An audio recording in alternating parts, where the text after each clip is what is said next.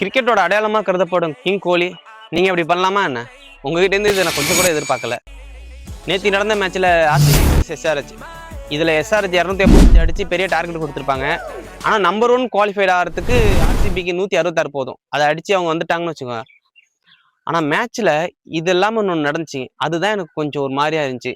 வெங்கடேஷ் ஐயர் நல்லாவே பேட்டிங் பண்ணிட்டு இருப்பாப்ல. ஆப்போசிட்ல கிங் கோலி நிற்கும் போது டிராவிஸ் ஹெட் போய் இஷான் கிஷான் பவுலிங்ல ஏதோ சஜஸ்ட் கொடுக்க, இதை பார்த்துட்டு கிங் கோலி வந்து பவுலிங்ல உனக்கு என்ன தெரியும், நீ பவுலிங் போட வேண்டியதானே, இல்லாட்டினா இம்பாக்ட் பிளேயரா வெளில போய் உட்கார வேண்டியதானே அப்படின்னு சொல்ல டிராவிஸ் ஹெட் எதுவுமே பேசாம போயிடுறாப்ல. கொஞ்ச நேரத்தில் கோலி அவுட் ஆனோடனே டிராவிஸ் ஹெட் திரும்ப போய், என்ன நண்பா நான் பவுலிங் போட வரதுக்குள்ள நீ அவுட் ஆயிட்டி அப்படின்னு சொல்ல, இதெல்லாம் அந்த ஹீட் ஆஃப் மொமெண்ட்ல நடந்துச்சு. பட் மேட்ச் முடிச்ச உடனே டிராவிஸ் ஹெட் கையை கொடுக்க வராப்ல, கோலி அவாய்ட் பண்ணிட்டு போறாப்ல. அக்ரஷன் மேட்சுக்குள்ள இருக்கலாம், பட் முடிஞ்சதுக்கு அப்புறம் ஸ்போர்ட்ஸ்மேன்ஷிப்பாக கையை கொடுத்துட்டு அழகாக மேட்சை முடிச்சிருந்துருக்கலாம். பட் அது நடக்காமல் போயிடுச்சு. உங்களை அவ்வளோ கிட்ஸ் ஃபாலோ பண்ணுறாங்க. ஏன்னா அடுத்த ஜெனரேஷன் வந்து ஓ இதான் கேமா, இப்படி தான் இருக்கணுமா அப்படின்னு நினச்சிட்டா தப்பாயிரும்ல.